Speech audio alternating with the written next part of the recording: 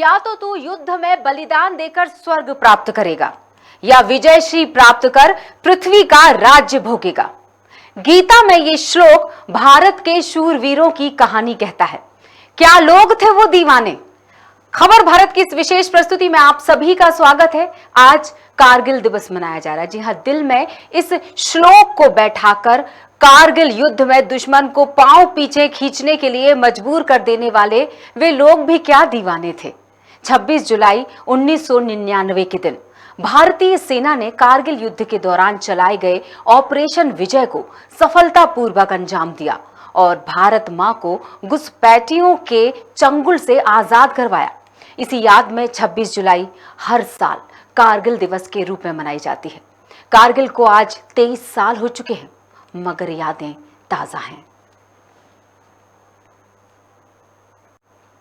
आज खबर भारत के स्टूडियो में मौजूद हैं कारगिल युद्ध का हिस्सा बने एक महत्वपूर्ण कड़ी, मैं कहना चाहूंगी उनको, और मुलाकात करते हैं उनके साथ सीधे और चर्चा करेंगे क्या थे वो दिन, किस तरह के दौर से गुजरे, एक फौजी के मन में क्या चल रहा होता है, एक फौजी का परिवार क्या सोचता है, सेना में जाना कितना जरूरी है आज के युवाओं के लिए। चलिए हम चर्चा करेंगे और स्वागत करते हैं सबसे पहले लेफ्टिनेंट कर्नल समर सिंह सेंगर साहब का। बहुत बहुत स्वागत है sir. Thank you Priya for calling me here. और आपके बुलाने, आपके इस न्योते के बाद जब से आपसे मेरी बात हुई है, मैं भी समय में पीछे जाके अपने उन पुराने दिनों को याद करता रहा हूं और आशा है कि आपके कुछ सवालों का मैं जवाब दे पाऊंगा आज। जी सर, सबसे पहले तो मुझे लगता है इस दिवस की ढेर सारी शुभकामनाएं हमारे दर्शकों को दे देते हैं, और क्योंकि ये जो दिन है यह हमें याद दिलाता है कि इनकी वजह से हम हैं। बिल्कुल ठीक कहा आपने। जो बलिदान हमारे सैनिक या तो कारगिल के युद्ध के दौरान या उसके पहले से लेके आज तक देते रहे हैं, आज हमारे जो देश की खुशहाली का जो आलम है उसमें इन लोगों का योगदान कभी भी भूला जा सकता। और मैं क्योंकि इस फोर्सेस का हिस्सा रहा हूँ, इसलिए मेरे दिल में वो जज्बा आज भी कह सकता हूँ कि कायम है। हालांकि मुझे रिटायर हुए काफ़ी समय हो गया है, लेकिन आज भी ऐसा लगता है कि मैं उसी ऑर्गेनाइजेशन का एक हिस्सा आज भी हूँ। जी, यानी कि ये कह सकते हैं कि जो फौजी है वो कभी रिटायर नहीं होता। फौजी कभी रिटायर नहीं होता, ये आपने बिल्कुल ठीक बोला। बिकॉज़ जो एक बार फ़ौज में चला गया या जो एक फ़ौजी की तरीके से जिसने ज़िंदगी जी ली, वो मरते दम तक एक फ़ौजी ही रहता है। कैसे सफ़र की शुरुआत हुई थी सर? फ़ौज में आना बचपन का सपना था या परिवार ने सपना बुना था? मैं जब स्कूल या कॉलेज में था तब से, इवन जब मुझे ये ठीक से मालूम भी नहीं था कि फ़ौज क्या होती है, मैं बहुत ज़्यादा फ़ौज की तरफ अट्रैक्टेड रहा। जो वर्दी की एक कशिश थी वो मुझे बहुत खींचती थी। और ज़िंदगी में पहला कॉम्पिटिटिव एग्ज़ाम जो मैंने फ़ेस किया वो कंबाइंड डिफेंस सर्विसेज का था। बहुत कृपा रही भगवान की कि मैं पहली अटेम्प्ट में सिलेक्ट भी हो गया, और उसके बाद मैंने इंडियन मिलिट्री एकेडमी ज्वाइन कर ली। और उसके बाद मैंने कभी ज़िंदगी में मुझे किसी और सपने को देखने की ज़रूरत ही नहीं पड़ी। और आज जब मैं पीछे देखता हूँ तो मैं ये बिल्कुल गर्व के साथ, बिल्कुल कॉन्फिडेंटली कह सकता हूँ कि मेरा जो उस समय का सपना था और जो डिसीज़न था वो बिल्कुल सही था। और मुझे शायद इससे बेहतर ज़िंदगी शायद मैं और कहीं किसी और करियर में ना पा पाता। बिल्कुल सर, जिसने बिल्कुल, एक सैनिक होना बहुत टफ माना जाता है क्योंकि सोच बदल जाती है, जीने के तरीके बदल जाते हैं। अनुशासित एक व्यक्ति, अगर इसकी हम परिभाषा जब हम गढ़ते हैं या किसी को बोला जाए कि अनुशासन सीखो, तो कहा जाता है कि किसी सैनिक से सीखना पड़ेगा। कि अगर हमने आपको कहा कि हम आपको आमंत्रित करना चाहते हैं सर 12:30 बजे तक आप आ जाइएगा, तो वो जो आपका शब्द था नोटेड, उससे समझ में आ गया कि आप ठीक 12:30 बजे स्टूडियो में पहुंच जाएंगे, जो कि आप पहुंच चुके थे। जो हम कहते हैं डिसिप्लिन, एक वर्ड है जो हमेशा फोर्सेस के साथ आपको हमेशा एसोसिएटेड मिलेगा। बेसिकली जो भी इंसान जब फ़ौज ज्वाइन करता है, हमारे यहाँ कई तरीके से लोग होते हैं। कुछ एक होते हैं जो पीढ़ी दर पीढ़ी फ़ौज में जिनके परिवार रहे हैं और उन्हें फ़ौज की समझ बचपन से भी रही है। बट हर आदमी जब एक बार ट्रेनिंग इंस्टीट्यूट में आता है, फ़ौज के किसी भी विंग को ज्वाइन करता है, आर्मी हो, नेवी हो, एयरफोर्स हो, उसके बाद जो हम कहते हैं ट्रेनिंग, उस ट्रेनिंग में उस आदमी को मोल्ड किया जाता है उस तरीके से जो एक फ़ौज की रिक्वायरमेंट होती है। और एक बार उसमें मोल्ड होने के बाद उसमें लगातार इवन आफ्टर फिनिशिंग ट्रेनिंग जब वो यूनिट्स में जाते हैं और उनकी पूरी जो सर्विस ड्यूरेशन के दौरान till the time one retires, वो एक प्रकार से ट्रेनिंग और मोल्डिंग कंटिन्यू होती है। और उसका असर शायद मरते दम तक आदमी के ऊपर नज़र आता है। और इसीलिए हम कहते हैं कि एक बार जो फ़ौजी बन गया वो मरते दम तक फ़ौजी रहता है। उसका सोच और उसके जो उसकी जो सोच और उसके जो स्टैंडर्ड्स वो एक बार सेट करता है इनिशियल डेज में अपनी लाइफ के, वो ताउम्र उसके साथ रहते हैं। और इसीलिए वो एक बहुत अच्छा नागरिक रिटायरमेंट के बाद भी अपने आप को प्रूव कर पाता है। जी, दर्शकों को हम बता देते हैं, ये आप खबर भारत में इस कार्यक्रम का सीधा प्रसारण देख रहे हैं, यानी इस वक्त आप लाइव देख रहे हैं इस कार्यक्रम को, तो आप हमसे जुड़ सकते हैं। और कैप्टन साहब से, अगर कर्नल साहब से आप सवाल रखना चाहें तो सवाल भी कर सकते हैं। स्क्रीन पर हम वो फ़ोन नंबर डिस्प्ले कर रहे हैं, तो आप इस नंबरों पर डायल कीजिए। और अगर आपकी कोई क्वेरी है या सेना में भर्ती होना चाहते हैं, युवा दर्शक अगर जुड़ना चाहें तो बिल्कुल स्वागत है आपका, आपके सवालों का। सर, बोफोर्स में थे आप, 1999 की बात करें, दर्शकों को भी बता देते, बोफोर्स यूनिट में आप थे उस समय। प्रिया, जैसे आपने मुझसे पहले एक सवाल पूछा था, उसको थोड़ा सा मैं और एक्सटेंड करता हूँ उसके आंसर को, और आपके इस सवाल पे आता हूँ मैं। जी। आपने बिल्कुल सही कहा कि मैं बोफोर्स यूनिट में था। इसका मतलब है कि जो फौजी मुझे देख रहे हैं वो समझ जाएंगे कि मैं एक गनर ऑफिसर रहा हूँ आर्टिलरी में। जी। तो मैंने फ़ौज ज्वाइन की थी 1984 में, और मेरी कमीशनिंग थी दिसंबर 1985। 77 रेगुलर के साथ मैं इंडियन मिलिट्री एकेडमी से पास आउट हुआ था। और मैं कमीशन हुआ था रेजिमेंट ऑफ आर्टिलरी में। मेरी जो पेरेंट यूनिट है वो 114 मीडियम रेजिमेंट थी, और वो एक बोफोर्स यूनिट थी। सो मैं इनिशियली 2.5 से 3 साल यूनिट में, उस ज़माने में जब मैं कमीशन हुआ था, तो इनिशियल डेज़ में मैं यूनिट के अंदर ट्रेन हुआ। और उसके बाद फिर मैंने आर्मी एविएशन में ऑप्ट किया। उसके बाद मैं आर्मी एविएशन में सिलेक्ट हो गया, और उसके बाद मैं अपनी एरोप्लेन ट्रेनिंग एयरफोर्स के साथ जो इनिशियल होती थी वो मैंने पूरी की। उसके बाद हेलीकॉप्टर कन्वर्जन जो एयरफोर्स के साथ था वो पूरा किया। और आर्मी एप्लीकेबिलिटी जो थी हेलीकॉप्टर्स की, जो हमारा basic army aviators course Deolali में उस समय चला करता था, तो मैं बैक 5 में था। कोर्स का नाम था back 5, basic army aviators course 5।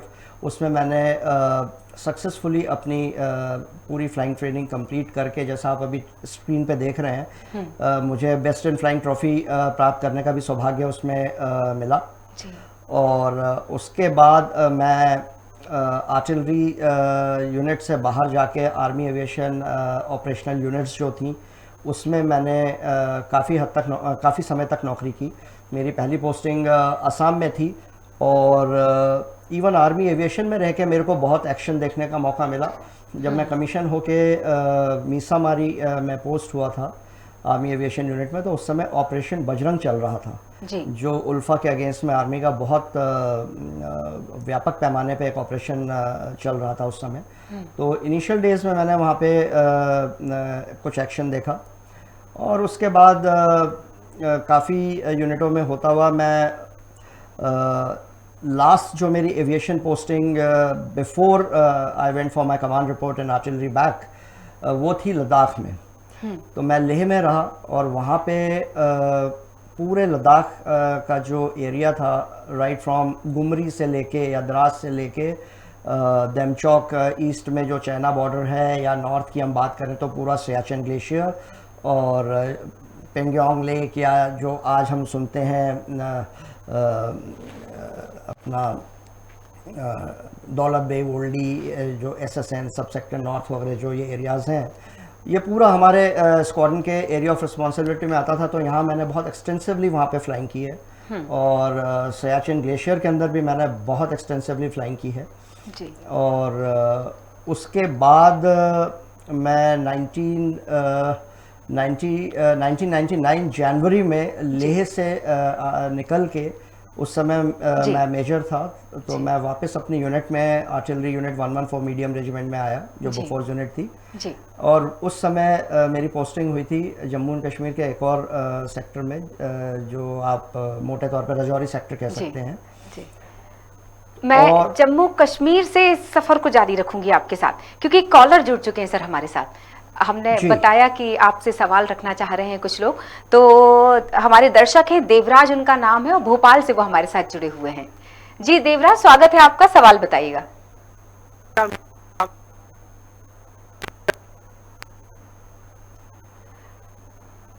मैं एक बार फिर से दर्शकों को बताना चाहूंगी कि अगर आप हमसे जुड़ना चाहते हैं तो कोशिश कीजिए कि आपकी आवाज हम तक पहुंचे, नेटवर्क को सुनिश्चित कर लीजिए, क्योंकि समय कम होता है। और हम बिल्कुल अनुरोध यही करेंगे कि जुड़िए और सवाल रखिए, एक अच्छा मौका है ये। एक हेलो जी देवराज जी। आपको जी, मैं ये पूछना चाह रहा हूँ मैडम कि ये जो योजना चली है अग्निवीर, हाँ जी, उसमें जो आयु सीमा 4 साल तक की है, हाँ वो कहाँ तक सही है? बिल्कुल सर, एक बहुत महत्वपूर्ण सवाल जो अभी वर्तमान में सबके मन में है।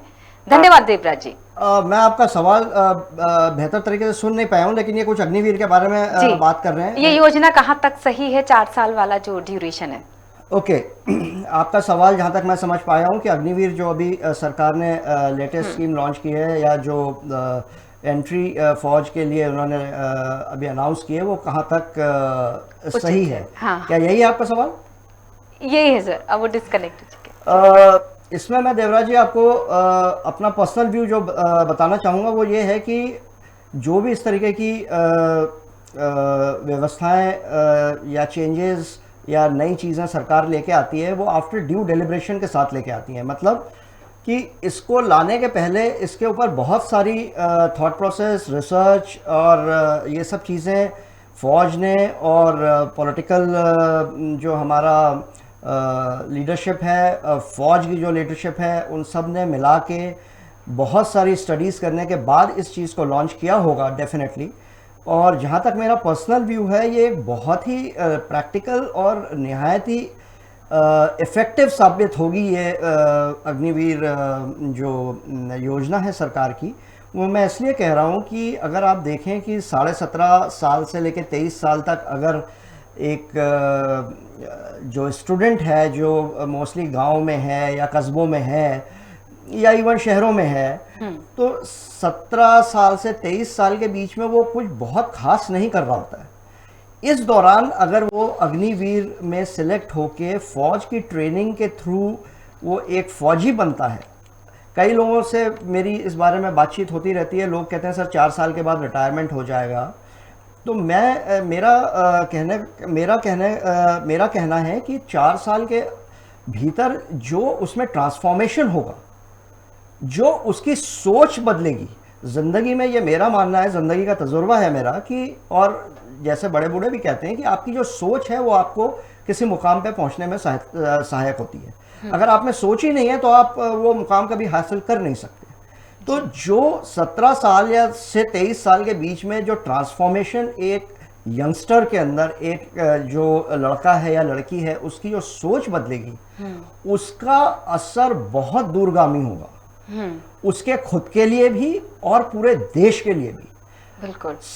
अब एक ऐसे इंसान को हम एग्जाम्पल के तौर पे लेते हैं जिसके घर में माली हालत बहुत अच्छी नहीं है, उसके पेरेंट्स उसको स्ट्रगल करके पढ़ा रहे हैं। अब वो अगर 10वीं 11वीं करने के बाद अगर फौज में आता है अग्निवीर बन के, आप सोचिए पूरी फौज उसका खर्चा उठाएगी, उसकी पूरी ट्रेनिंग करेगी, उसको एक मुकम्मल इंसान बनाएगी, और 4 साल के बाद अगर वो निकलता भी है फौज छोड़ के, तो वो इंसान नहीं रहेगा जो वो फौज ज्वाइन करने के पहले था। बिल्कुल सही। ये मैं अपने पर्सनल एक्सपीरियंस से आपको बता रहा हूँ। मैं अभी आगे आप प्रिया जी को ये बताऊंगा कि मैं कारगिल की लड़ाई में काफ़ी घायल हुआ था जी, और मैं कैसे जिंदा बचा। उसमें मैं बहुत बड़ा जो एक योगदान है वो मेरी फौजी ट्रेनिंग का था, जिसने मेरा सोचना, मेरी दृढ़ शक्ति सब कुछ बदल के रख दिया। हाँ जब मैं फौज में पहले था, फौज ज्वाइन करने के पहले मैं जो था, और मैं फौज की ट्रेनिंग करने के बाद जब मैं फौज में रहा इतने साल, मैं 22 साल रहा करीब फौज में, तो मैं अपने आप को जब देखता हूँ या मैं कंपेयर करता हूँ तो मैं अपने आप को एक बिल्कुल ही डिफरेंट पर्सनालिटी या different type of a person पाता हूँ। जी। तो इन दोनों का कोई कंपैरिजन नहीं है कि जब आप फौज ज्वाइन करते हैं और फौज की ट्रेनिंग के बाद जब आप फौज की वर्दी पहनते हैं तो जो जज्बा, जो दृढ़ता आपके विचारों में आती है, जो पॉजिटिव ट्रांसफॉर्मेशन आपका होता है, आपकी पर्सनालिटी का जो डेवलपमेंट होता है, वो इनवैल्यूएबल है। उसको मैं शायद यहाँ वर्डों में एक्सप्लेन ना कर सकूं। और जब 4 साल के बाद वो इंसान फौज अगर छोड़ता भी है, पहले तो 25% लोग जो हैं वो एब्जॉर्ब हो जाएंगे फौज में, जिनका परफॉर्मेंस बहुत अच्छा रहा है, जो फौज को आगे भी कंटिन्यू करना चाहते हैं, उनके लिए एक गोल्डन अपॉर्चुनिटी है।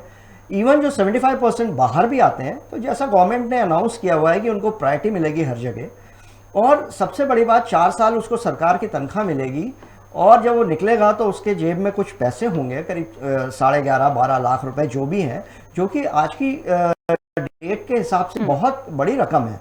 उससे वो बहुत कुछ कर सकता है। वो अपना छोटा मोटा व्यवसाय कर सकता है, अपने घर, अपने परिवार के ऊपर बोझ ना बनते हुए अपनी आगे की पढ़ाई जारी कर सकता है, अपनी बहुत कुछ कर सकता है। मेरे हिसाब से, अगर मैं बहुत ज्यादा ना बोलूं इसके ऊपर, अगर एक शब्द में, एक सेंटेंस में मैं इसे मुकम्मल करूं, तो एक ये बहुत अच्छी स्कीम है। और मेरा पर्सनल व्यू ये है कि हर इंसान को जो इसके लिए एलिजिबल है और जिसमें इंटरेस्ट है, उसे जरूर इसमें जाना चाहिए। लेकिन साथ में मैं ये भी बोलूंगा कि फौज में जाने के लिए एक डिफरेंट माइंडसेट अगर आदमी का है तो बहुत अच्छी बात है। अगर आदमी केवल ये सोचता है कि मैं केवल पैसा कमाने के लिए वहां जाऊंगा, तो शायद वो इतना खुश ना रहे। लेकिन अगर जज्बा उसमें है देशभक्ति का, वर्दी पहनने का, कुछ कर गुजरने की उसमें हिम्मत, ताकत और जज्बा है, तो उसके लिए फौज से अच्छा कोई भी विकल्प मेरे ख्याल से आज के समय ना पहले था। जब मैं खुद फौज ज्वाइन कर रहा था, उस समय भी मेरे हिसाब से फौज से अच्छा कोई विकल्प नहीं था, बिकॉज मेरा माइंडसेट प्रोबेबली उस तरीके का था। और मैं बहुत 22 साल फौज में करने के बाद भी मैं आज आपको कह सकता हूँ कि अगर दोबारा मौका मिलता है तो, अगर मैं समय में वापस जा सकूं और फिर उसी उम्र में पहुंच सकूं, और अगर कोई मुझसे आज भी पूछे कि आपकी पहली चॉइस क्या होगी, तो मुझे एक क्षण भी यह कहने में सोचने का मौका मुझे नहीं चाहिए कि मैं वापस आर्मी को ज्वाइन करना चाहूँगा। क्या बात है सर, ये जज्बा, ये जोश बता रहा है आपका। और ये जो अभी आपने जितनी भी जानकारी दी है अग्निवीर से जुड़ी हुई, या मैं ये कहना चाहूँगी कि अगर सैनिक बनना चाहते हैं, सेना में भर्ती होना चाहते हैं, देश के लिए कुछ करना चाहते हैं, अपने लिए, अपने जीवन को सार्थक बनाना चाहते हैं, तो एक सैनिक नफा नुकसान थोड़ी सोचता है, नियम शर्तें थोड़ी देखता है। और मैं इसमें एक चीज और जोड़ना चाहूंगा कि जब आपकी ट्रांसफॉर्मेशन होती है एक फौजी के तरीके से, तो वो पूरे आपके जीवन को और आपके अगल बगल का जो पूरा एनवायरनमेंट है उसको इफेक्ट करती है। कैसे, मैं छोटा सा एग्जांपल देता हूं कि आप एक बेहतर नागरिक बन के निकलते हैं। आप अपने आप ही आपके अगल बगल के जो यंगस्टर्स हैं, या आपके जो दोस्त हैं, या आपसे जो सीनियर या जूनियर्स हैं, आप उनको अपने आप ही एक प्रकार से इन्फ्लुएंस करेंगे। बिल्कुल। देश के प्रति आपकी सोच बदल जाएगी। और फौजी जो है वो केवल बॉर्डर के उस पार के दुश्मनों के लिए तो फौज होती है उनसे डील करने के लिए, लेकिन एक अग्निवीर जब रिटायर होकर एक अच्छा नागरिक बनेगा, तो मेरे ख्याल से वो देश के अंदर के दुश्मनों को और बाहर के दुश्मनों को जैसे उसने पहले डील किया हुआ होगा, वो बहुत अच्छी तरीके से इस देश को हैंडल कर सकेगा। और उसके परिवार में भी उसकी जो फ्यूचर जनरेशंस आएंगी, उसका जो परिवार होगा, उनकी जो अपब्रिंगिंग उसके थ्रू होगी, वो भी एक बहुत आला दर्जे की होगी, जो एक आम आदमी के लिए शायद इतना आसान ना हो। जी, एक और कॉलर जुड़ चुके हैं सर हमारे साथ, वो भी आपसे सवाल रखना चाह रहे हैं। हरदा से हैं इस बार, और इनका नाम है शिवराज कुशवाहा। तो बहुत बहुत स्वागत है कुशवाहा जी, और सवाल बताइएगा। मैम, मेरा सवाल सर से ये है कि अभी हाल ही में जो नई स्कीम आई, अग्निवीर स्कीम, हाँ, मुझे लगता है इस सवाल का जवाब अग्निवीर से जुड़ा हुआ दिया जा चुका है। अगर कुछ आपने जवाब सुना हो तो इससे हटकर अगर कोई सवाल हो आपके पास।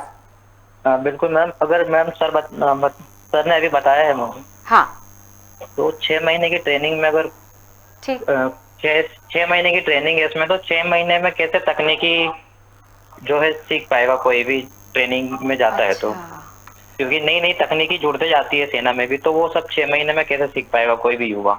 बिल्कुल, सर से जवाब लेंगे। सर देखिए, ये थोड़ा सा टेक्निकलिटी में हम जा रहे हैं इस बारे में कि वो क्या सीख पाएगा और क्या नहीं सीख पाएगा। मैं टेक्निकल जो नो हाउ है या जो टेक्निकल ट्रेनिंग है उसके बारे में बात नहीं कर रहा था।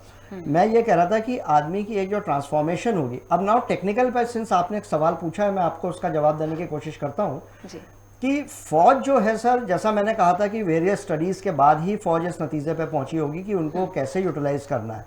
और फौज की ट्रेनिंग, जैसा अगर आपने मेरा पहले सुना हो मेरा जो वक्तव्य था कि आदमी एक बार ट्रेनिंग इंस्टीट्यूट से निकलने के बाद टिल द टाइम वो रिटायर होता है उसकी फौजी ट्रेनिंग चलती रहती है।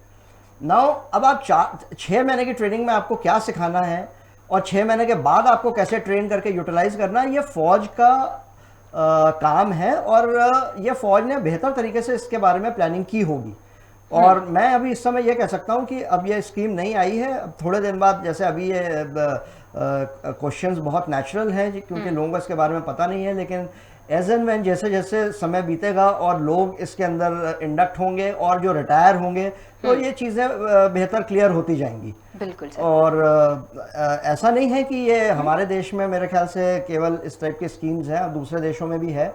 और अगर आपको मैं याद दिला दूं कि एक हमारे यहाँ शॉर्ट सर्विस कमीशन पहले भी होता था। मैं परमानेंट कमीशन में था जब मैं ऑफिसर बना था फौज में, लेकिन उस समय एक 5 साल का शॉर्ट सर्विस कमीशन भी हुआ करता था जो ऑफिसर्स ट्रेनिंग इंस्टीट्यूट से लोग, ऑफिसर्स ट्रेनिंग एकेडमी से लोग पास आउट होते थे। वो आज भी है ऑफिसर्स ट्रेनिंग एकेडमी जो मद्रास में है, चेन्नई में। तो उस समय भी 5 साल के कमीशन के साथ लोग आते थे और कुछ लोग बाहर चले जाते थे और कुछ लोग एब्जॉर्ब हो जाते थे परमानेंट कमीशन में। तो ये मेरे ख्याल से उसी तरीके की कुछ चीज़ ये होनी चाहिए। और कैसे ट्रेनिंग होगी, उनका यूटिलाइजेशन कैसे होगा, ये इसके बारे में फौज ने अपना होमवर्क डेफिनेटली किया होगा। तो मेरे ख्याल से मेरा उसके ऊपर बोलना जायज़ नहीं होगा। ये आप समय बताएगा और आप इस फौज को फौज पे इतना भरोसा रखें कि उन्होंने जो प्लानिंग की है वो सोच समझ। बिल्कुल बिल्कुल। तो ये पहले दिमाग में ये फंडा क्लियर कर लीजिए कि डॉक्टर, इंजीनियर जैसी ये जॉब नहीं है, किसी भी प्राइवेट फर्म में एक एग्जीक्यूटिव वाली ये जॉब नहीं है, ये फौजी हैं आप। तो फौजी बनने के लिए वैसी सोच भी रखनी पड़ेगी। तो सर, आप एक जिक्र कर रहे थे कि कारगिल के दौरान जब आप घायल हुए थे, मैं चाहूँगी वो वाकया ज़रूर आप शेयर कीजिए दर्शकों के साथ। हाँ, ओके। मैं जैसे आपको बता रहा था कि मैं जब आर्मी एविएशन यूनिट लद्दाख से पोस्ट आउट हुआ था तो मैं अपनी कमांड रिपोर्ट के लिए आर्टिलरी यूनिट में वापस एज ए बैटरी कमांडर गया था जी। उसी दौरान जनवरी 1999 में मैं पोस्ट हुआ था यूनिट में, जो कि जम्मू एंड कश्मीर रजौरी सेक्टर में थी। और ये लड़ाई उसी समय 99 में ही शुरू हुई थी, आपको पता है जी। तकरीबन जुलाई के महीने में हमें इमीडिएट मोबिलाइजेशन का हुक्म मिला था। जब ये मैं जैसा मैंने बताया कि मैं बोफोर्स यूनिट में था, तो ये बहुत मेन स्टे वेपन आज भी है आर्टिलरी का, इंडियन आर्टिलरी का। सो हमें इमीडिएटली मूव किया था। Initially we were deployed in Poonch area and Mendhar, जो ये रजौरी सेक्टर के ये बॉर्डर एरियाज़ हैं जो बॉर्डर पाकिस्तान के साथ लगती है हमारी जी। हम लोग वहाँ पे डिप्लॉय हुए थे। और फिर बाद में जब कारगिल सेक्टर बहुत हॉट हुआ तो यूनिट्स मूव कर गई थी, जिसमें हमारे साथ एक 108 मीडियम रेजिमेंट थी, वो भी बोफोर्स की हमारी सिस्टर यूनिट थी। वो पहले मूव हुई कारगिल में और उसके कुछ एक दिन बाद पुंछ एरिया में डिप्लॉयड रहने के बाद मेरी यूनिट जो 114 मीडियम थी वो भी कारगिल को मूव कर गई। और उन्होंने उसके बाद कारगिल में बहुत बहुत इंटेंसिव लड़ाई में हिस्सा लिया। लेकिन जहाँ तक मेरा सवाल है, जो इनिशियल जब ये डिप्लॉयमेंट शुरू हुई थी तो मुझे पुंछ के एक बहुत इंपॉर्टेंट पोस्ट है, मैं नाम नहीं लेना चाहूँगा कुछ एक जगह के, लेकिन उसे हम की डिफेंडेड लोकेलिटी कहते हैं, जहाँ पे एक ऑफिसर ऑब्जर्वेशन पोस्ट या battery commander observation post officer या बैटरी कमांडर रहता है। तो मैं उस की डिफेंडेड लोकेलिटी के ऊपर मूव किया था जो बिल्कुल बॉर्डर के ऊपर थी। और बहुत ज़्यादा फायरिंग होती थी वहाँ पर, काफ़ी फायरिंग होती थी। मैं उस समय 12 डोगराज के साथ बैटरी कमांडर वहाँ पोस्ट हुआ था। और मैं 12 डोगराज को दोबारा याद करके मैं उनके प्रति अपना काफ़ी शुक्रगुजार हूँ और मैंने बहुत सीखा उनके साथ 12 डोगरा इन्फेंट्री यूनिट के साथ। और आज मैं आपके सामने जो जिंदा बैठा हूँ उसमें चार्ली कंपनी 12 डोगरास की जो है उनके जवानों का बहुत बड़ा हाथ है, जिन्होंने मुझे उस जगह से बहुत सीरियसली मैं जब वहाँ घायल हुआ था, तो आज उन्हीं की बदौलत मैं आपके सामने जिंदा बैठा हूँ। तो मैं आपके माध्यम से 12 डोगरास का अगर कोई जवान या ऑफिसर मुझे सुन रहा है तो मैं अपना ग्रैटिट्यूड उनके प्रति, खास करके चार्ली कंपनी जो थी उनके प्रति व्यक्त करना चाहूँगा। एनीवे, सो वहाँ पे फायरिंग बहुत होती थी और दुश्मन हमारे बिल्कुल सामने था और कोई ऐसी सुबह या कोई ऐसी शाम नहीं जाती थी जब वहाँ फायरिंग नहीं होती थी। तो जिस दिन मैं पहले दिन गया था, आर्टिलरी ऑफिसर का एक दूसरा बंकर, एक सेपरेट बंकर था, लेकिन जैसे ही हमारा हैंडिंग टेकिंग ओवर चल रहा था दूसरे जो आर्टिलरी ऑफिसर जिसको मैं रिलीव कर रहा था उसके साथ, उसी समय डायरेक्ट हिट हुए उस बंकर के ऊपर, वो बंकर पूरा डिस्ट्रॉय हो गया। तो मैं फिर उसके बाद मूव करके कंपनी कमांडर मेजर पंकज ध्यानी, जो वहाँ का कंपनी कमांडर था, जो कीर्ति चक्र बाद में उन्हें मिला है, उनके साथ में शिफ्ट हुआ।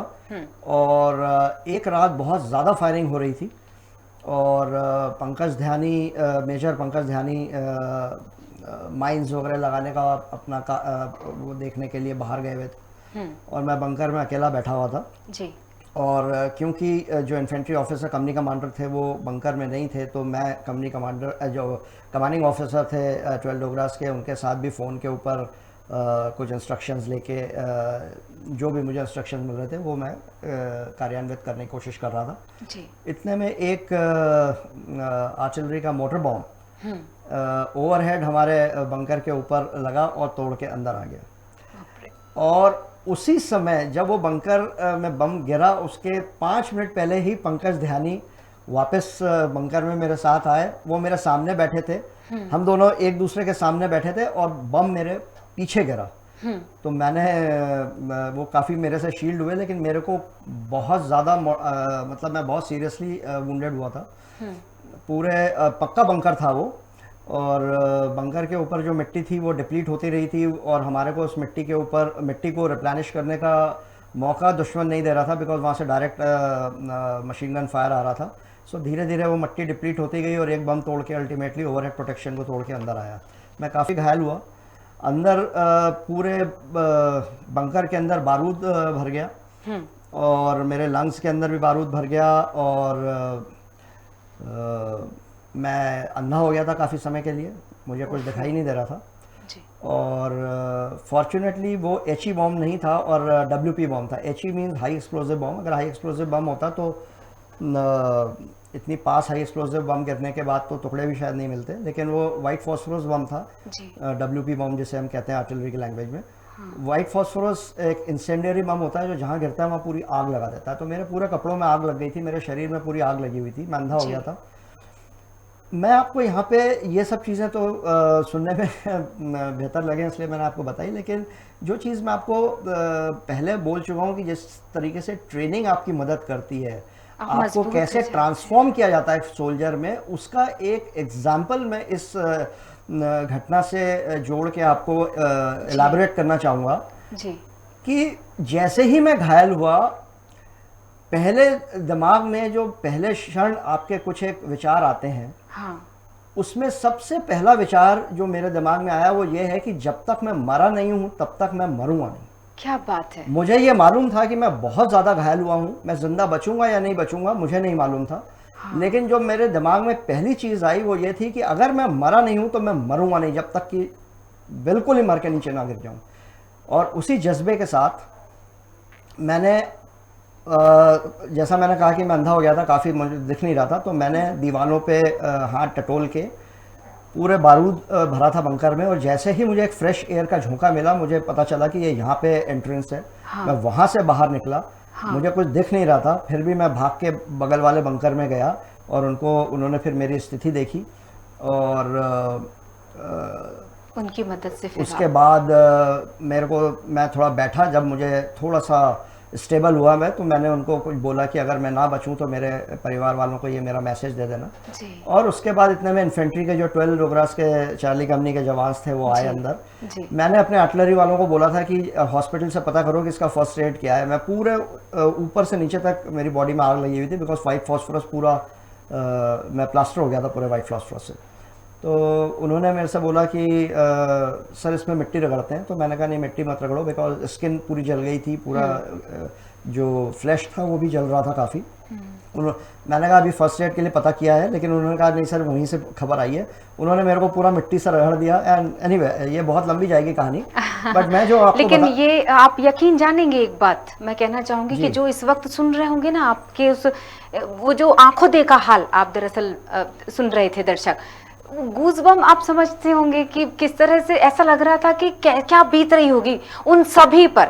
आप एक छोटा सा उदाहरण बता रहे हैं जो आपके साथ बीती, और वो सारे लोग जो ये कह गए कि या तो तिरंगा फहरा कर आऊंगा या उसी में लिपट कर आऊंगा, मगर आऊंगा जरूर। कैप्टन विक्रम बत्रा के वो शब्द, तो कुछ ऐसे ही जोश जो आपने कहा कि जब तक मरा नहीं हूं तब तक मरूंगा नहीं। और मैं आपको बेसिकली जो हाईलाइट करने की कोशिश कर रहा हूँ ये है कि मैं जो वहाँ से जिंदा बच के जिस दृढ़ता के साथ निकल पाया, हाँ वो पूरी की पूरी जो एक मेरी फौज की पुरानी ज़िंदगी रही है, जहाँ से ट्रेनिंग से लेके मैं यूनिट में रहा और जो भी मैंने फौज में किया उसका बहुत बड़ा योगदान था। ऑफ कोर्स आपका इंडिविजुअल एटीट्यूड भी बहुत मैटर करता है, लेकिन फौज आपको बना देती है उस तरीके से। तो मैं जो अग्निवीरों के लिए जो मेरा मैसेज है कि एक बार 4 साल फौज में नौकरी करके तो देखिए, आपको अपने आप जिंदगी ना बदल जाए तो आपको अपने आप फर्क पता चलेगा। थोड़ा सा समय दें इस चीज को, तो ये फर्क फक्र में बदल जाएगा सर, पूरा यकीन है मुझे। एक कॉलर और जुड़ गए, अगर आप कहें अनुमति दें तो मैं ले लेती हूँ उनका सवाल। सुनील श्रीवास्तव हैं बैतूल से, और देखते हैं सुनील जी का क्या सवाल है आपके लिए। जी स्वागत है आपका सुनील जी। सर नमस्कार। बताइए। सहगल साहब नमस्कार। कनल साहब। जी जी बिल्कुल, नमस्ते सुनील जी, सवाल बताइएगा। जी जी पहले तो कारगिल दिवस की शुभकामनाएं देना चाहूंगा सर को। जी सर। जी जी मैं सुन नहीं पा रहा हूँ, आपको थोड़ा तेज बोले। सर कारगिल दिवस की शुभकामनाएं देना चाह रहा हूँ। आपको भी बहुत बहुत शुभकामनाएं सर। आप जैसे लोगों पे सर गर्व है। दोबारा बोले। आप जैसे लोगों पे गर्व है सर। आप लोगों की वजह से सब है सर। गर्व है सर। सर आप लोग पूरा देश फौज के साथ है, तो फौज जिस तरीके से आज तक परफॉर्म करती आई है आगे इससे भी बेहतर करेगी, इस बात का बिल्कुल निश्चित रहिए इस बात के लिए। और हम लोग आप लोगों के हमेशा आभारी रहते हैं, बिकॉज आप लोगों का जो सम्मान और प्यार हमें मिलता है वो काफ़ी हद तक हमें मोटिवेट रखने में सहायक होता है। कोई सवाल अगर आप पूछना चाहें तो। सर मैं ये पूछना चाह रहा था, ये जो युद्ध होते हैं, जब युद्ध की स्थिति में जब सिविलियन भी मतलब भाग लेते हैं तो उनके लिए क्या व्यवस्था है सर, ये जानना चाह रहा था। युद्ध की स्थिति में। हेलो। हाँ जी, एक बार फिर से अपने सवाल को रिपीट कीजिए बुलंद आवाज के साथ। जी मैं ये पूछ रहा था कि जो युद्ध की स्थिति में जब देश पर आंच की स्थिति होती है, आंच आने लगती है, हाँ। तब सिविलियन क्या कर सकते हैं, मैं ये कहना चाह रहा था। क्या कर सकते हैं जब युद्ध की स्थिति में देश पर आंच आने लगती है? बहुत खूबसूरत सवाल सर। ये ज़रूरी नहीं है कि आपको इस सवाल का जवाब एक फौजी से ही सुनना पड़े। ये तो एक बहुत ही स्ट्रेट जो ड्यूटी हर इंसान की, हर नागरिक की एक ड्यूटी है। बस मैं इसके बारे में इतना ही कहना चाहूँगा कि आप जो भी ड्यूटी कर रहे हैं, या तो आप इंजीनियर हैं, डॉक्टर हैं, टीचर हैं, या जो भी आप अपनी ड्यूटी कर रहे हैं, या प्राइवेट सेक्टर में, अगर आप अपनी ड्यूटी देश के प्रति समर्पित रह के ईमानदारी से करते हैं तो आप भी एक बहुत बेहतरीन काम कर रहे हैं। फौजी तो केवल जो है वो बॉर्डर के ऊपर अपना काम कर ही रहा है, लेकिन देश के अंदर बहुत बड़ा देश है। आप लोगों को अपना जो भी कर्तव्य निर्वाह अगर आप अपनी पूरी निष्ठा और देश के प्रति समर्पित होके कर रहे हैं तो आप भी एक फौजी से कम नहीं है सर। आप भी एक फौजी के बराबर ही आपका वैल्यू है। तो मेरा कहना बस यही है आपसे। और अग्निवीरों का एक बार फिर उल्लेख करना चाहूँगा कि इनको एक बार बाहर तो आने दीजिए फौज में 4 साल निकालने के बाद। थोड़ा आपको पता चलेगा कि कैसे जो ट्रांसफॉर्मेशन है वो किस तरीके से आपको इफेक्ट कर रहा है। उसमें थोड़ा समय लगेगा, शायद 10 साल लगे, 20 साल लगे, लेकिन इसका असर डेफिनेटली पता चलेगा। बिल्कुल सर, तो वो फ़र्क समझ में आ जाएगा, देखने को मिल जाएंगी चीज़ें कि कहाँ परिवर्तन होता है। तो जो कश्मकश, जो डाउट है, वो सब खत्म हो जाएंगे फिर उस 4 साल के बाद। अब अगर मैं बात करना चाहूँ, थोड़ा सा फैमिली की पृष्ठभूमि पर भी आ जाते हैं। आपके परिवार में जब आप कारगिल में थे या जब आप उस समय में थे, एक तो हम ये तस्वीरें जो देख रहे हैं उसमें सियाचिन की भी एक तस्वीर दिखी सर, अगर कुछ खास उससे जुड़ा हुआ वाकया हो। सियाचिन ग्लेशियर, ये जो आपको तस्वीर दिख रही है, ये बेस कैंप है सियाचिन ग्लेशियर का। मैं उस समय लद्दाख में, जैसा मैंने कहा, मैं पोस्टेड था जी। आर्मी एविएशन यूनिट के अंदर। और सियाचिन ग्लेशियर आज तक की, अगर हम ये कहें कि दुनिया की सबसे डिफ़िकल्ट बैटलफील्ड आज तक दुनिया में किसी भी बैटलफील्ड से कंपेयर करने पे हम ये कह सकते हैं कि आज तक की सबसे डिफ़िकल्ट बैटलफील्ड रही है, जो आज भी वहाँ पे ऑपरेशंस चल रहे हैं। ऑपरेशन मेघदूत का नाम काफ़ी लोगों ने सुना होगा। मैं सियाचिन ग्लेशियर में करीब 2 साल कुछ महीने लद्दाख में पोस्टिंग के दौरान ऑपरेट किया है मैंने वहाँ पर। उस समय वहाँ पे जो पायलट्स थे उनको 2 साल से ज़्यादा परमिशन नहीं थी रहने की, बट मैंने कुछ एक्सटेंडेड टेन्योर के लिए वॉलंटियर किया था, तो मेरे को 2 महीने एक्सटेंड किया था उन्होंने मेरा स्टे वहाँ पे। तो करीब 2 साल 2 महीने मैंने वहाँ पे ऑपरेट किया। बहुत ही चैलेंजिंग और बहुत ही चैलेंजिंग एरिया है वो, जो ग्राउंड पे ऑपरेट करते हैं, जो फ्लाइंग करते हैं वो।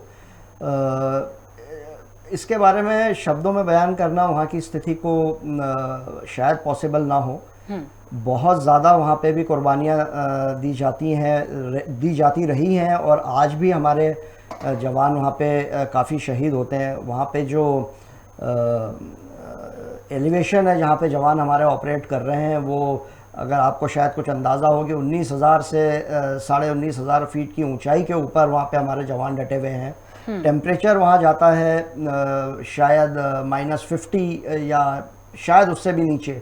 मैं अगर आपको बताऊं, हमारा जो हेलीकॉप्टर हम उड़ाते थे उसमें जो टेम्परेचर गेज होता है, उसका जो मिनिमम ग्रेजुएशन था वो -30 पे था। तो वो नीडल जो थी वो -30 पे टिकी होती थी कई बार, और उसके नीचे कितना टेम्परेचर जा रहा है हमें भी नहीं मालूम चलता था। तो बहुत ही खतरनाक, चैलेंजिंग और मेरे ख्याल से अल्टीमेट बैटलफील्ड किसी के लिए हो सकती है तो सियाचिन ग्लेशियर है। मैंने वहाँ काफ़ी फ्लाइंग की, वहाँ काफ़ी मैंने एक्शन देखा। हम रोज़ जब भी फ्लाइंग करने के लिए निकलते थे तो हमारे ऊपर फायरिंग होती थी। कोई शायद ऐसा दिन नहीं होता था जब हम बिना फायरिंग के वहाँ फ्लाई करते हों। बट मैं साथ में ये भी बता दूँ आपको कि ये इतना रूटीन हो जाता है हमारे लिए कि हमें एक फ़ौजी को इन चीज़ों का कुछ खास फ़र्क नहीं पड़ता। मैं आपको ये बताऊं, जब कारगिल में मैं घायल हुआ था कारगिल की लड़ाई के दौरान, तो मैं करीब 1 महीने उस पोस्ट पे था, एक महीने या शायद 20-25 दिन, और कोई ऐसी सुबह और शाम नहीं होती थी कि जब फायरिंग नहीं होती थी या गोलियां नहीं चलती थी। लेकिन ये एक इतना रूटीन हो जाता था हमारे लिए कि आप शायद विश्वास नहीं करेंगे कि हम लोग उसको एक खेल की तरह लेते थे। तो ज़िंदगी में टेंशन की कोई बात नहीं होती। एक बार आप ट्रांसफॉर्म हो गए, फौजी बन गए, आप ट्रेन हो गए, तो उसके बाद ये सब चीज़ें रूटीन में आ जाती हैं। फिर ये जब आप वहाँ से निकल भी जाते हैं तब भी ज़िंदगी का एक हिस्सा बन जाता है कि तनाव लेना आपने सीखा ही नहीं है, जूझना सीखा है आपने, लड़ना सीखा है आपने हर स्थिति से। और इसी के साथ मैं आपको ये बताऊं कि जो फौजियों के परिवार के बारे में भी काफ़ी चर्चाएं होती हैं, शायद आप भी जानना चाहेंगे जी। तो जो हमारी जो पत्नियां हैं या हमारे जो बच्चे हैं, बच्चों को तो खैर मैं थोड़ा सा अभी साइड में रखता हूं, लेकिन पत्नियां जो हैं उनकी भी एक प्रकार से ट्रेनिंग होती है। जब से वो एक फ़ौजी से शादी करती हैं, रोज़ उनके जो दिनचर्या देखती हैं या वो जो उनके ख़तरों को समझ के वो भी एक प्रकार से यूज्ड टू हो जाती हैं। हालांकि कहना बहुत आसान है टीवी पे, लेकिन जो एक मनोस्थिति एक पत्नी की होती है जब उसको ये पता चलता है कि उसका पति लड़ाई के मैदान में खड़ा है, और जब कोई फ़ोन बजता है तो वो किस भावनाओं के साथ वो उस फ़ोन को रिसीव करती हैं, या कि कब क्या खबर आए, ये सब चीज़ें आप लोग इमेजिन तो कर ही सकते हैं। एंड मैं आपको एक छोटा सा वाक़या बताना चाहूँगा। जब मैं सियाचिन ग्लेशियर में फ्लाई करता था तो मैं बहुत लोगों को मेरी बेटी बहुत छोटी थी उस समय, करीब 7 या 8 साल की होती थी जी। उस समय मेरी बेटी। तो वो मेरे से पूछा करती थी कि पापा आप ही क्यों बेस कैंप में जाते हो फ्लाइंग करने, हमेशा वो फलाने बच्चे के पापा तो नहीं जाते हैं, वो कम जाते हैं। एक्चुअली क्या होता था कि जब एक बार आपकी क्वालिफिकेशन हो जाती थी सियाचिन ग्लेशियर में एज ए पायलट फ्लाई करने की, तो आपको बार बार जाना पड़ता था। और जो दूसरे लोग थे जिनकी क्वालिफिकेशन उस समय तक नहीं अचीव हो पाती थी, तो वो थोड़ा कम जाते थे। तो वो मेरी बेटी मेरे से सवाल पूछती थी, तो मैं उसको कई तरीके से समझाने की कोशिश करता था, लेकिन वो कभी कन्विंस नहीं हुई। एक दिन मैंने उसको बोला कि बेटा जैसे आप अपने पापा को चाहते हो आपके साथ रहें, वैसे ही वहाँ बहुत बच्चों के पापा वहाँ पे बैठे हैं, और अगर हम उनको जाके नहीं निकालेंगे तो वो अपने घर नहीं पहुँच पाएंगे कभी अपने बच्चों के पास। उस दिन के बाद मेरी बेटी ने कभी मुझसे सवाल नहीं किया इस बात के लिए कि आप वहाँ पे क्यों जाते हैं बार बार। क्या बात। जिस दिन मैं घायल हुआ था लड़ाई में, उस समय मेरे को इवैक्यूएट किया गया था बाय एयर। एक आर्मी एविएशन का हेलीकॉप्टर भेजा गया था मुझे वहाँ से निकालने के लिए, और मुझे कमांड हॉस्पिटल उधमपुर में भर्ती कराया गया था, जहाँ पे मुझे DI लिस्ट पे रखा गया था। DI लिस्ट मतलब डेंजरसली इल लिस्ट बोलते हैं, जिसमें जो बहुत सीरियसली घायल जो जवान होते हैं उनको डेंजरसली इल लिस्ट में रखा जाता है। वेदर ये बचेंगे नहीं बचेंगे उसमें थोड़ा सा शुबह रहता है। तो जब डेंजरसली इल लिस्ट में किसी को भी रखा जाता है तो उनके परिवार को इमीडिएटली नोटिफिकेशन जाता है। तो मेरे घर के लिए भी नोटिफिकेशन गया था, और मेरे परिवार वाले मुझे देखने आए थे उधमपुर में। उस समय जब मेरी बेटी मुझसे मिलने आई हॉस्पिटल में, तब मैंने उसको उस चीज़ की याद दिलाई थी। मैंने कहा बेटा अगर आज वो हेलीकॉप्टर नहीं होता जो आपके पापा को वहाँ से निकाल के लाया, तो शायद आप मुझे यहाँ नहीं देख रहे होते। और यही काम हम वहाँ करते थे सियाचिन ग्लेशियर में जी। उस समय तक। शी वॉज फुल्ली कन्विंस्ड कि yes what I spoken that time was absolutely true. Siachen का जिक्र किया तो कैप्टन अनुज नायर ने कहा था कि मैं ये देखना चाहता हूं कि सियाचिन ज्यादा ताकतवर है या मैं। कितनी अलग तरह की सोच, अंतिम क्षणों तक वही जोश, वही जज्बा, सिर्फ देश के लिए लड़ने का, परिवार से पहले उस परिवार के बारे में सोचने का जो जिसकी संख्या अरबों में है। हमारे जवानों के हौसले के सामने हिमालय पहले भी कई बार झुका है और आगे भी झुकता रहेगा। हिमालय हालांकि हमारे को नॉर्थ से प्रोटेक्ट करता रहा है, करता है आज भी, लेकिन जो हौसला हमारी फ़ौज का है, मैं आपको ये विश्वास दिलाता हूँ कि उसके आगे हिमालय की ऊंचाई भी मायने नहीं रखती। जी बिल्कुल। एक आखिरी सवाल, फिर मुझे लगता है बहुत समय हमने आपका ले लिया। क्या कहना चाहेंगे अब एक फौजी होने के नाते उन सभी फौजी के परिवारों को जो इस वक्त वहां पर सेवाएं दे रहे हैं, अपनी देश के लिए सेवाएं दे रहे हैं, और वो जो अब तैयारी कर रहे हैं वहां जाने के लिए, युवाओं के लिए खूबसूरत सा मैसेज सर। जो फौजी ऑलरेडी फौज में हैं, नौकरी कर रहे हैं, उनको मेरा सल्यूट है। मैं वो काम कर चुका हूँ, अब वो प्रोबेबली उससे भी ज़्यादा मुश्किल हालातों में वहाँ नौकरी कर रहे हैं, देश के लिए डटे हुए हैं। मैं उनकी सारी परेशानियाँ, खुशियाँ उसको मैं महसूस कर सकता हूँ। लेकिन मैं उनके लिए चिंतित इसलिए नहीं हूँ कि वो ऑलरेडी फ़ौज में है और वो ट्रेंड है उस चीज़ को फेस करने के लिए। और जो लोग एस्पायरेंट हैं, जो फ़ौज ज्वाइन करना चाहते हैं, उनके लिए जैसा मैंने पहले आपको बोला कि अगर आज मुझसे कोई अगर मैं समय में वापस जा सकूं और वापस उस उम्र में पहुंच सकूं, तो मेरे लिए एक क्षण भी नहीं लगेगा मुझे ये सोचने में कि मुझे क्या करना है। मैं वापस फ़ौज ज्वाइन करना चाहूँगा। तो अगर जो फ़ौज ज्वाइन कर रहे हैं या जो कर चुके हैं अभी नए जिन्होंने ज्वाइन किया है, I can assure you that there can be no life better than life what you are going to see in फौज। सो बाकी जी बिल्कुल, बहुत बहुत शुक्रिया सर, बहुत सारा धन्यवाद खबर भारत परिवार की तरफ से।